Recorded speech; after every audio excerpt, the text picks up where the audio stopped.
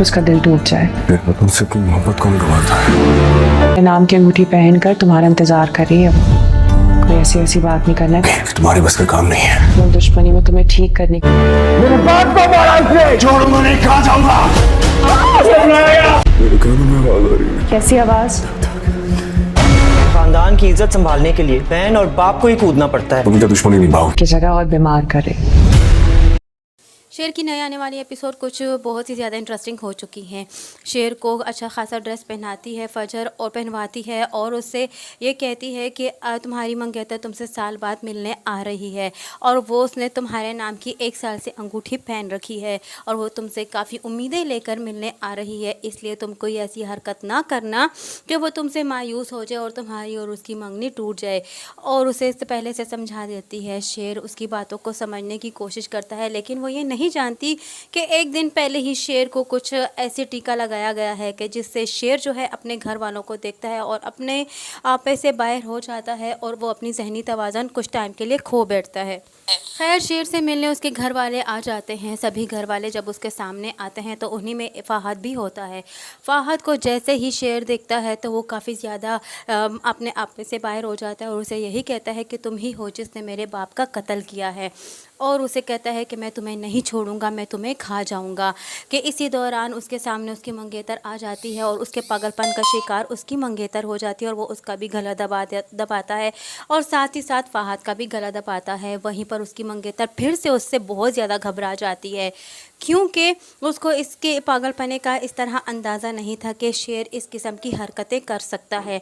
अब जो है पहले ही ये बात तय हो चुकी है कि अगर शेर की हालत सही ना हुई तो उसकी और शेर की मंगनी टूट जाएगी।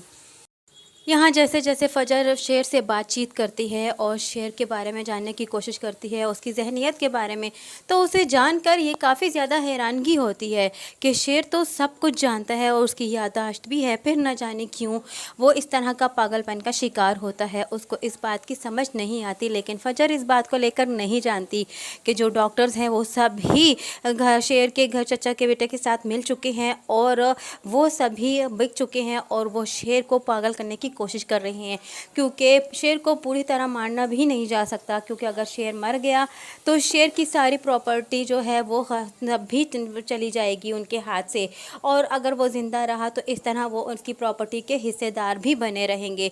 शेर जो है जब फजर को पहचानता है और फजर को ये कहता है कि तुम फजर शेर ज़मान हो तो फजर ये सुनती है तो हैरान रहती है। अब फजर जो है इस केस की ज़रूर इन्वेस्टिगेट करेगी कि शेर की जब जहनी तवाज़ुन ठीक है, जब वो सब कुछ जानता है सबको पहचानता है तो फिर क्यों इस तरह का उसके साथ हो रहा है। फजर इस बात को जानने के लिए कुछ भी करेगी क्योंकि शेर का साथ देने के लिए उसने पूरे तरह उससे वादा किया है और वो अपने दिल में भी ये तय कर चुकी है कि वो ज़रूर शेर की मदद करेगी, उसे ठीक करेगी। यहाँ हॉस्पिटल की इंतज़ामिया की यही कोशिश है कि शेर किसी तरीके से सही ना हो। इस हॉस्पिटल में वाहिद फजर ही है जो ये चाहती है कि शेर किसी तरीके से सही हो जाए।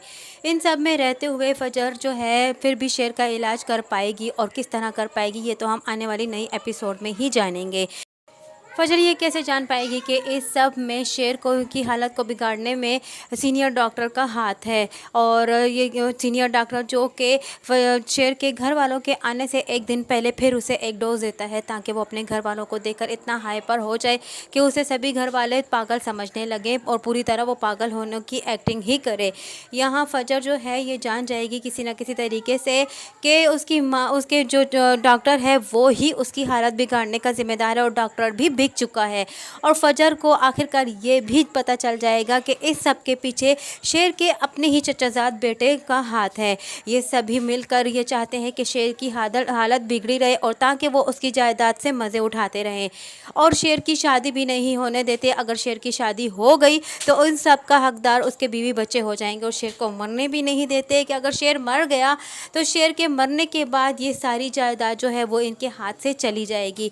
ये सब कुछ फजर कैसे जान पाएगी और कैसे फजर जो है शेर इन सब दुश्मनों का सामना करेगी और शेर को सही कर देगी, शेर का इलाज करने में वो कामयाब हो जाएगी। और जब उसके डैड को ये पता चलेगा कि फजर ही थी जिसने शेर को सही किया और फजर ही थी जो शेर का ट्रीटमेंट कर रही थी, वो उसने अपने डैड से झूठ बोला कि वो शेर को मार चुकी है, बल्कि शेर का इलाज करने वाली तो वही है। क्या उसके डैड जो है उससे दोबारा वही बिहेवियर रख पाएंगे जो उसके साथ पहले हुआ करते थे, या फिर उसे अपने घर से निकाल देंगे?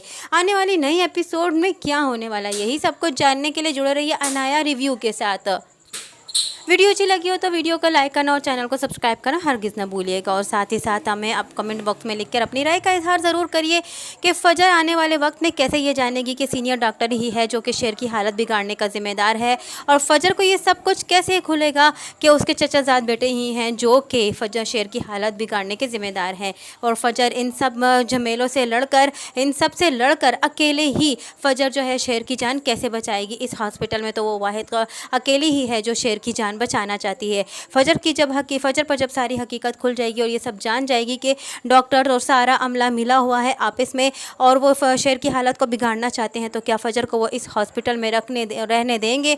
और क्या फजर के साथ भी कुछ ऐसा कर डालेंगे कि फजर भी अपनी जहनी तवाज़ुन खो बैठे या फजर को इस हॉस्पिटल से निकालने में वो कामयाब हो जाए? लेकिन खैर ऐसा तो होने वाला नहीं है। फजर ज़रूर इन सब से लड़ लेगी और वो शेर की जान बचा लेगी।